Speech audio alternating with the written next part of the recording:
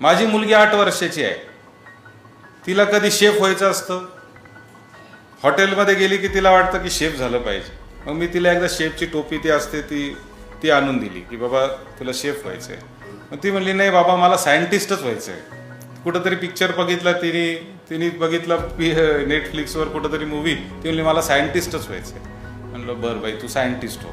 मग तिचं सायंटिस्ट होण्यासाठी काय पाहिजे, ती म्हणली मला ना सायन्सची पुस्तकं, सायन्सच्या खेळण्या पाहिजे. म्हणलं सायन्सच्या खेळण्या आणून दिल्या.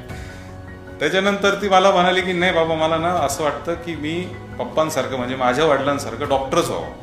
म्हणलं ठीक आहे तू बाई डॉक्टर हो, काय अडचण नाही. मागच्या 4 वर्षात तिची जवळजवळ 6-7 करिअर झालेले आणि आता सध्या ती आर्किटेक्टवर येऊन थांबलेली आहे आणि ती 8च वर्षाची आहे. तिला अजून निर्णय घेण्यासाठी 10 वर्ष आहे.